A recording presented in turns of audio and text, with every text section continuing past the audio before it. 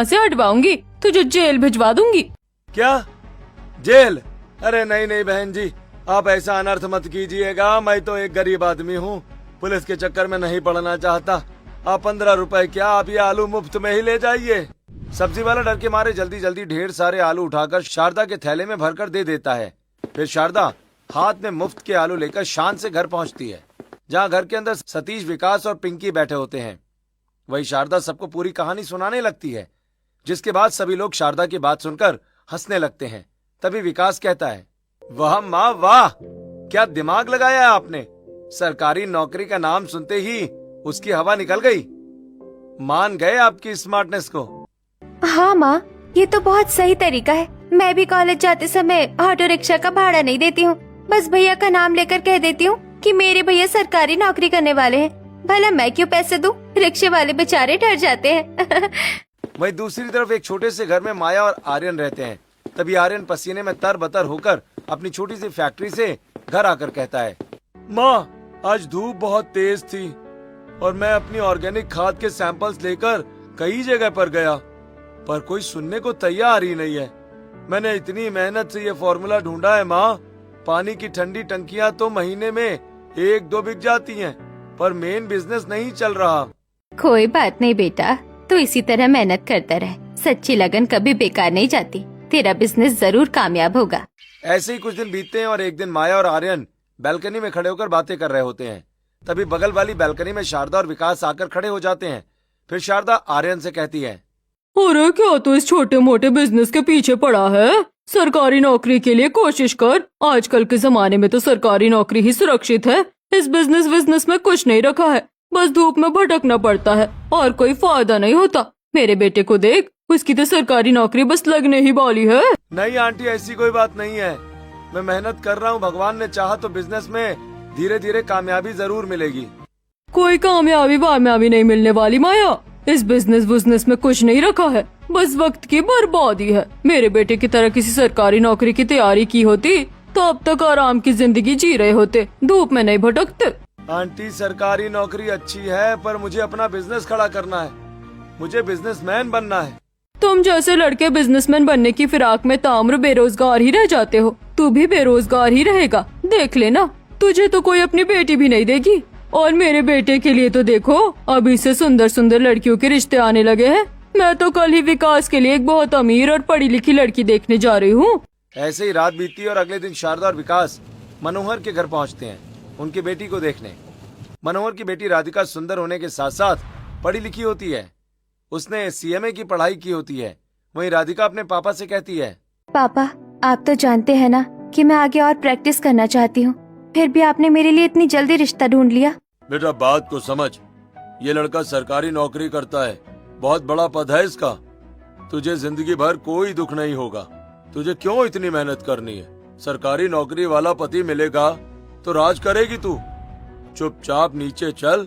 आज तेरी शादी के बाद पक्की हो जाए तो मैं और तेरी माँ गंगा नहा लें। राधिका अपने पापा की बात मानकर चाय की ट्रे लेकर नीचे आती है, जहाँ विकास के देखते ही राधिका शर्म से नजरें झुका लेती है। तभी शारदा कहती है, लड़की तो बहुत सुंदर है मनोहर जी, पर हमारे बेटे की शान भी तो देखिए। रेलवे का बड़ा अफसर है ये। शादी में कोई कमी नहीं रहनी चाहिए। हमारे पास तो और भी बहुत बड़े बड़े घरों से रिश्ते आ रहे हैं, पर आपकी बेटी पसंद आ गई। जी जी आप बताइए ना, हम अपनी तरफ से कोई कमी नहीं छोड़ेंगे। देखिए, मेरे बेटे के लिए एक चमचमाती बुलेट मोटरसाइकिल चाहिए, 5 लाख रुपए कैश और ढेर सारा सोना जेवर चाहिए। क्या इतनी सारी चीजें? ये रकम तो मेरे बजट से बहुत बाहर है शारदा जी। इतना सब एक साथ कैसे होगा? तो फिर हम ये रिश्ता यही खत्म समझते हैं। मेरे बेटे के लिए और भी बहुत सी लड़कियां लाइन में खड़ी है। नहीं नहीं आप रुकिए, हम राजी हैं। मैं बैंक से लोन ले लूंगा, पर अपनी बेटी की शादी सरकारी अफसर से ही करूंगा। ये सुनकर शारदा खुश हो जाती है और रिश्ता पक्का करके चली आती है। जिसके बाद मनोहर की पत्नी ममता उससे कहती है, ये क्या जी, आप इतने सारे पैसों का इंतजाम कैसे करोगे? अरे मैं बैंक से 10 लाख का लोन ले लूंगा ममता। 5 लाख नकद दे दूंगा, बुलेट भी आ जाएगी और गहने भी। बेटी की खुशियों के लिए इतना तो करना ही पड़ेगा। नहीं पापा, आपको इस रिश्ते के लिए हाँ नहीं करना चाहिए। वो लोग मुझे लालची लगते हैं। अगर वो लोग लालची नहीं होते तो इतना सारा दहेज नहीं मांगते। मैं तो कहती हूँ आप इस रिश्ते के लिए साफ साफ मना कर दो। वैसे भी मैं पढ़ी लिखी हूँ, ढेर सारे रिश्ते मिल जाएंगे। अरे बेटा, तू कैसी बात कर रही है? आजकल अच्छे रिश्ते मिलना बड़ा मुश्किल है बेटा। और तू क्यों चिंता करती है? पैसों का इंतजाम तो मैं खुद कर लूंगा। ऐसे ही समय बीतता है और कुछ दिन बाद धूमधाम से शादी होती है। वहीं विकास को बुलेट और कैश मिल जाता है और राधिका दुल्हन बनकर माया के घर आ जाती है। तभी शारदा गृह प्रवेश के समय माया को ताने मारते हुए कहती है, देखा माया, अभी तो मेरे बेटे की पूरी तरह ड्यूटी शुरू भी नहीं हुई और कितनी सुंदर और पढ़ी लिखी बहू आ गई। और शादी में भी हमारा फूटी कौड़ी खर्च नहीं हुआ, सब लड़की वाले ने दिया। ये होती है सरकारी नौकरी की असली पावर। और तू अपने बेटे को देख। कोई बात नहीं शारदा बहन, हर किसी की किस्मत अलग होती है। मेरा बेटा अपनी मेहनत से ही आगे बढ़ेगा। अगले दिन विकास अपने ऑफिस जाने के लिए तैयार होकर डाइनिंग टेबल पर आकर बैठ जाता है। वहीं राधिका ने पहली रसोई में बहुत अच्छा खाना बनाया होता है। वो खाना परोसते हुए कहती है, आप लोग नाश्ता कर लीजिए और मैंने आपके लिए टिफिन भी पैक कर दिया है। विकास नाश्ता करके ऑफिस पहुंचता है, जहां वो एक राशन विभाग के कैबिन में बैठा होता है। तभी एक गरीब औरत उसके पास आती है। साहब, मेरा राशन कार्ड नहीं बन रहा है। बहुत दिनों से चक्कर काट रही हूँ, कृपया मेरा काम करवा दीजिए। साहब? हाँ, मैं तो साहब हूँ। सरकारी नौकरी है मेरे पास। अब दुनिया मेरे कदमों में झुकेगी। अभी टाइम नहीं है, बाहर बैठो। जब बुलाऊंगा तब आना। यहाँ भीड़ मत लगाओ। नहीं नहीं साहब, ऐसा मत कीजिए। अगर मेरा राशन कार्ड नहीं बना तो मैं बहुत परेशान हो जाऊंगी। भगवान के लिए मुझ पर दया कीजिए। मैं अभी बहुत बिजी हूँ, तुम यहाँ से जाओ। बेचारी गरीब औरत परेशान होकर वहाँ से चली जाती है। ऐसे ही दिन बीत रहे थे और अब धीरे धीरे विकास को अपनी नौकरी का घमंड होने लगता है। और फिर एक शाम वो घर लौटते समय राधिका के लिए गजरा लेकर आता है। ये लो राधिका, आज मैं तुम्हारे लिए गजरा लाया हूँ। शुक्रिया। राधिका अपने पति का व्यवहार देखकर मन ही मन सोचती है, मुझे बहुत अच्छा पति मिला है। भले ही मैं अपना करियर नहीं बना पाई, पर ये मेरा इतना ख्याल रखते हैं। मैं कह रही थी कि आज हम दोनों बाहर चलते हैं, मुझे अपने लिए कुछ सामान लाना है। ओहो, तुम औरतों की तो यही खराब आदत है। जरा सा हंसकर बोलो तो सिर पर चढ़ जाती हो। दिख नहीं रहा है कि मैं थक कर आया हूँ? मुझे कहीं नहीं जाना, बस मैं खाना खाकर सो जाऊंगा। ऐसा कहकर विकास सोने के लिए कमरे में चला जाता है।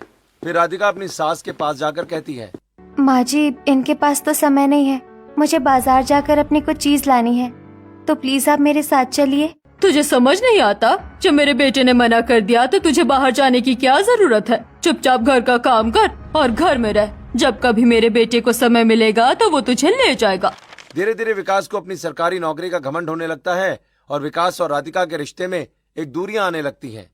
इधर आर्यन भी अपने भविष्य के लिए संघर्ष कर रहा था। ऐसे ही समय बीतता है और एक दिन सड़क किनारे आर्यन अपनी खाद और टंकियां रखकर लोगों को उसके बारे में बता रहा होता है। सर, ये देखिए ऑर्गेनिक खाद के पैकेट। मैंने इन्हें खुद नीम, गोबर और राख से तैयार किया है। अगर आप इन्हें अपने गमलों या खेतों में डालेंगे तो फसल बहुत अच्छी होगी। जहर मुक्त खेती के लिए ये बहुत जरूरी है। अरे हटो हटो, हमें इस सब पर विश्वास नहीं है। आजकल तो हम एक केमिकल मारते हैं और फसल तैयार हो जाती है। तुम अपना ये खाद अपने पास ही रखो भाई। हम शॉर्टकट पसंद करते हैं, ये ऑर्गेनिक वार्गेनिक का नाटक बिल्कुल नहीं। आर्यन जाते जाते कई लोगों को अपनी खाद और टंकी के बारे में बताता है, लेकिन लोग उसकी बात नहीं सुनते।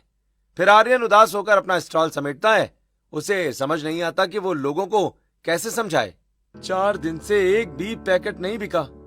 ऐसे मेरा बिजनेस कैसे चलेगा? ऐसे कुछ दिन और बीत जाते हैं और एक दिन आर्यन अपनी गर्लफ्रेंड ईशा के साथ पार्क में बैठा होता है। तभी ईशा आर्यन से कहती है, आर्यन, तुम इतने उदास क्यों हो? कुछ न कुछ रास्ता जरूर निकलेगा, तुम हार मत मानो। ईशा, जब तक काम सेट नहीं होता मैं तुमसे शादी कैसे कर सकता हूँ? तुम्हारे पिता कभी नहीं मानेंगे यार। नहीं नहीं, तुम्हें कल ही मेरे घर रिश्ता लेकर आना होगा आर्यन। मेरे पापा पहले ही मुझे 5 लड़के दिखा चुके हैं। मैंने किसी की नाक टेढ़ी है तो किसी की आँख, ये कहकर मना कर दिया है। अब छठे लड़के को क्या कहूँगी? तुम कल ही आओ। कल? अच्छा ठीक है, मैं आज ही माँ से बात करता हूँ।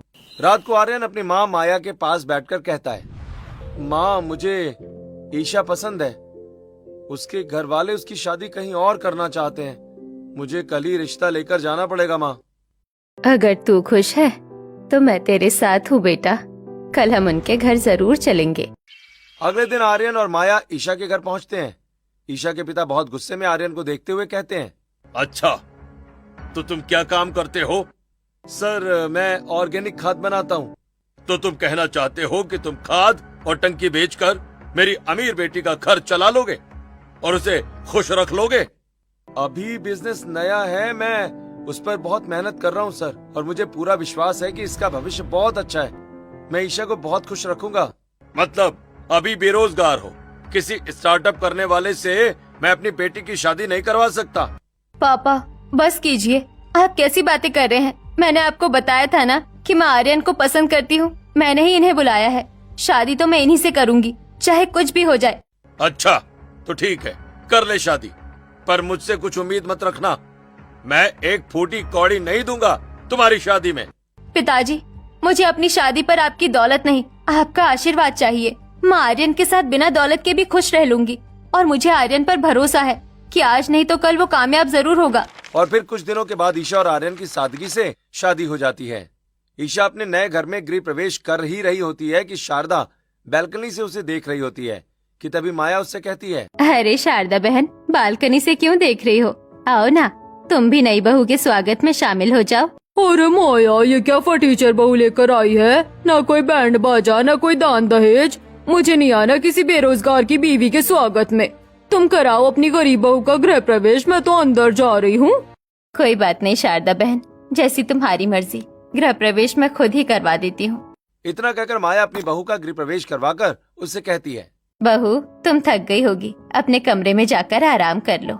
जिसके बाद ईशा अपने कमरे में जाकर आराम करती है। फिर अगले दिन सुबह अपनी सास के कहने पर ईशा रसोई में अपनी पहली रसोई का खाना बना रही थी। तभी आर्यन वहाँ आकर कहता है, क्या बात है ईशा, तुम तो अपनी पहली रसोई का खाना बनाते समय पसीने से भीग गई। क्या मैं तुम्हारी थोड़ी मदद कर दूं? तुम्हें तो पता है आर्यन, गर्मी का मौसम है और मुझे गर्मी बिल्कुल भी बर्दाश्त नहीं है, और गर्मी तो लगेगी ही ना। लेकिन कोई बात नहीं, मैं अपनी पहली रसोई का खाना बना लूंगी। देखो ईशा, हमारे पास ज्यादा सुख सुविधाएं तो नहीं है। इस छोटी सी रसोई में बहुत गर्मी है तो तुम्हें मुश्किल तो होगी ही, लेकिन मैं हूं ना तुम्हारी मुश्किल को आसान करने के लिए। लाओ मैं सब्जियां काट देता हूँ। ऐसा कहकर आर्यन सब्जियां काटने लगता है और साथ ही वो ईशा से प्यार भरी बातें भी करता है। आप बहुत अच्छे हैं, मुझे महलों की जरूरत नहीं है, बस आपका साथ ही काफी है। ऐसे ही दोनों खाना बनाकर डाइनिंग टेबल पर परोस देते हैं और सभी मिलकर खाना खाते हैं। खाना खाकर माया कहती है, ईशा बहू, तुमने खाना सचमुच बहुत अच्छा बनाया है। इतना कहकर माया एक चांदी की अंगूठी ईशा को दे देती है नेक के रूप में। ईशा उसे पाकर बहुत खुश होती है।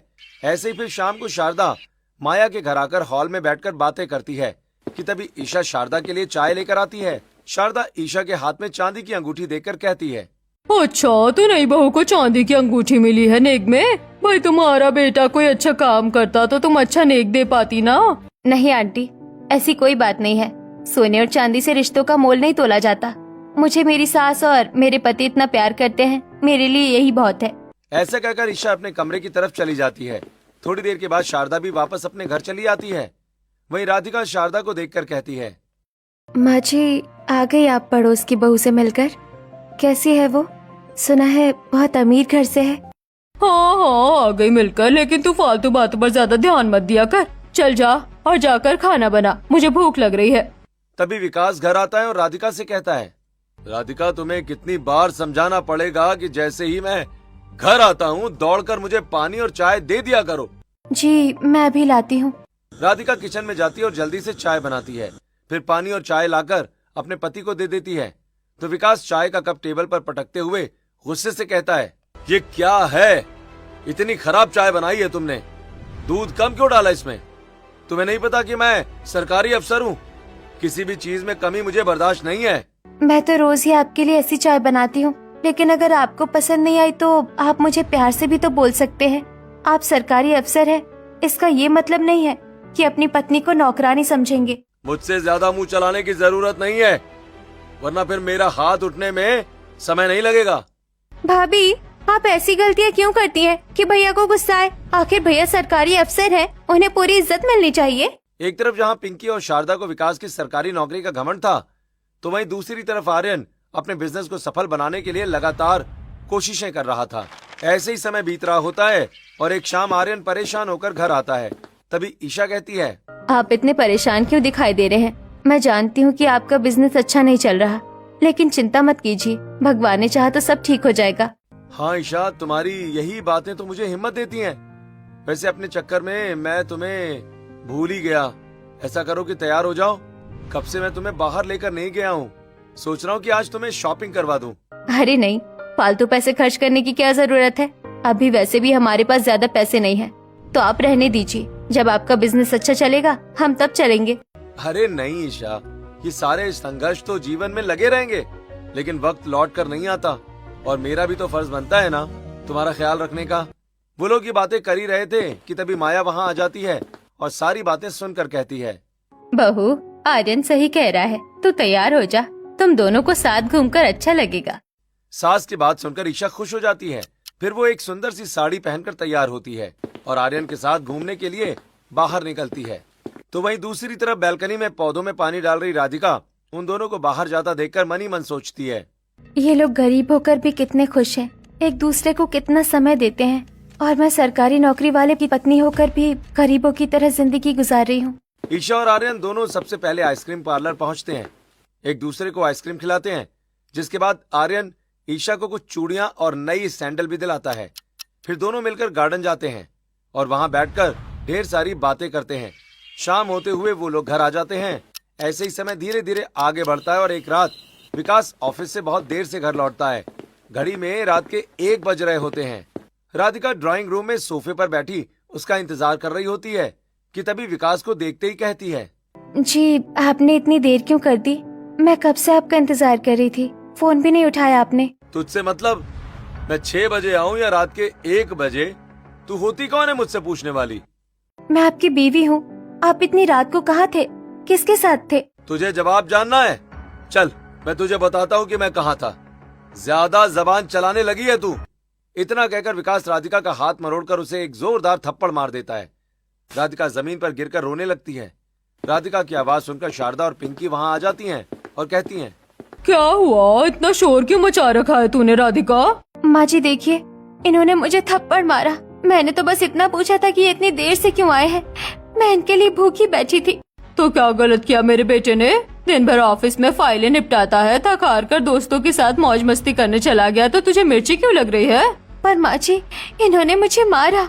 अपनी बहू की बात सुनकर शारदा भी उसे एक थप्पड़ मारते हुए कहती है, एक थप्पड़ कम पड़ा क्या जो फिर से बोल रही है? जा यहाँ से, वरना आज रात भूखा ही सुला दूंगी।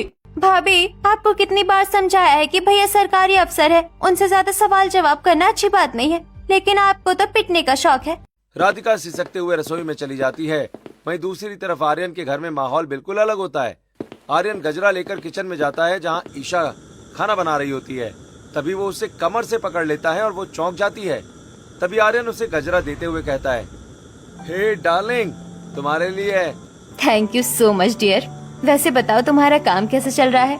अभी तो कुछ खास नहीं चल रहा है, लेकिन तुम्हारा प्यार अगर मुझ पर यूं ही बरसता रहा तो मुझे विश्वास है कि एक दिन मेरा काम आसमान को छुएगा। एक तरफ जहां आर्यन और ईशा के रिश्ते में प्यार बढ़ता जा रहा था, तो वहीं दूसरी तरफ विकास अपनी नौकरी के घमंड में अपनी हदों को भूलता जा रहा था। ऐसे ही कुछ दिन बीतते हैं और एक दिन विकास अपनी गर्लफ्रेंड से फोन पर बात कर रहा होता है। अरे no baby, I love you to.